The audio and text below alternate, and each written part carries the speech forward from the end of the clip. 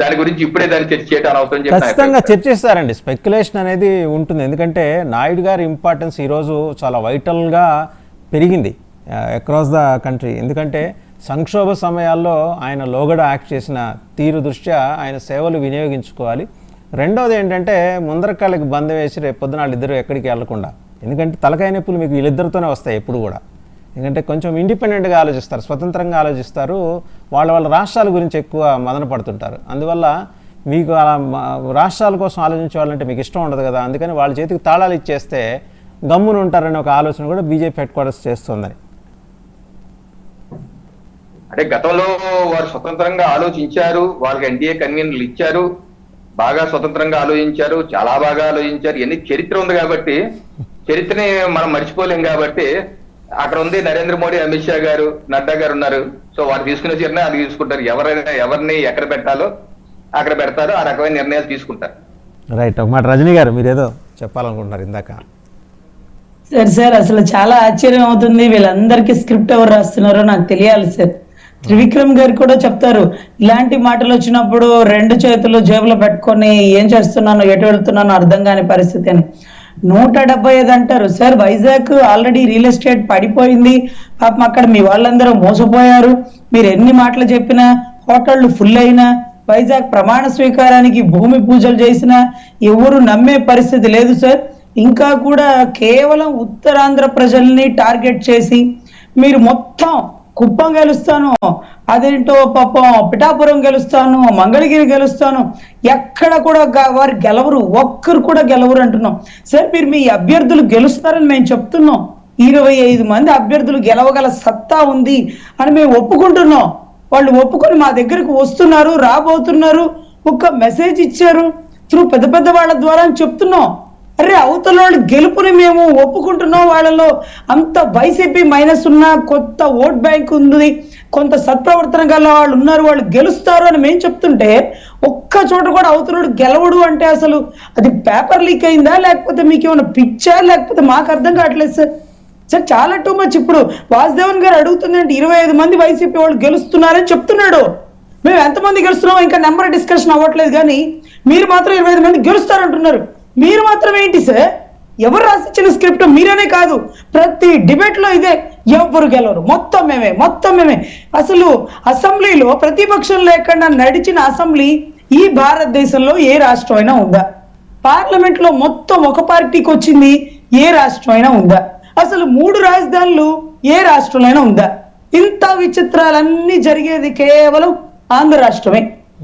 ఒక లంబ సింగ్ లాగా, లేకపోతే అసలు మాకు అర్థం కావట్లేదు, ఒక బీహార్ని తలపిచ్చేస్తుంది సార్. ఈరోజు మీరు ఇక నేను దేనికి కౌంటర్ ఇవ్వదలుచుకోలేదు. అరే అవతల 25 మంది 30 మంది దాకా గెలుస్తారు, ఒక 40 మంది అవుతారు, దీంట్లో 25 మంది పక్కకు వస్తున్నారు అని ఓపెన్ గా ప్రతిపక్షం ఇంత మైనస్ అధికారంలో ఉన్నప్పటికీ వాళ్ళు గెలుస్తారని మేము నిష్పక్షపాతంగా ఒప్పుకుంటే మీరు ఒక్కరు కూడా గెలవరని మాట్లాడతారు సార్. స్కూల్ టీచర్లు 5,35,000 పైచలకు బ్యాలెట్ బాక్స్ ఓటింగ్లు తెలిసిపోయింది సార్. 80% ఓటింగ్ కూటమి వైపుకి వచ్చిందని అది ఓపెన్ సీక్రెట్. స్కూల్ టీచర్లు ఈ రోజు సమ్మెలు చేశారు. చలో విజయవాడ సార్,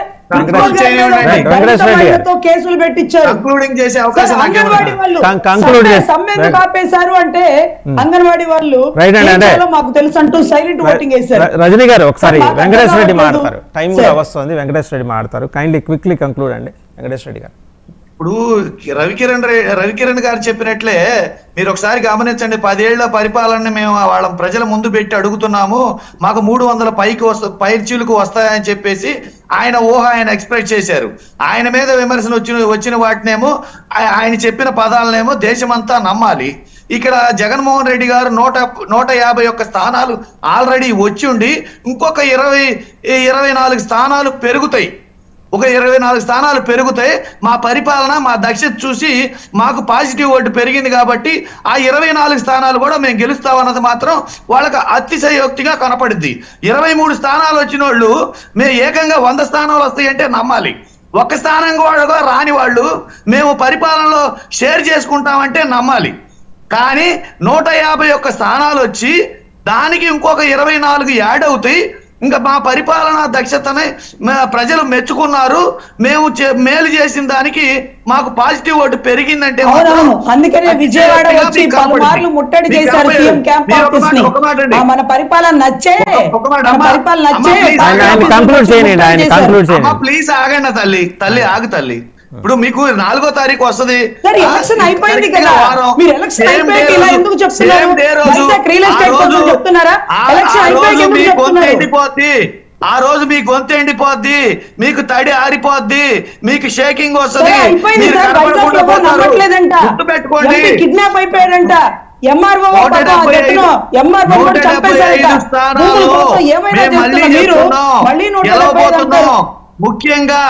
ముఖ్యంగా చంద్రబాబు నాయుడు గారు 35,000 పైచీలకు మైనస్ తోటి ఓడిపోబోతున్నారు.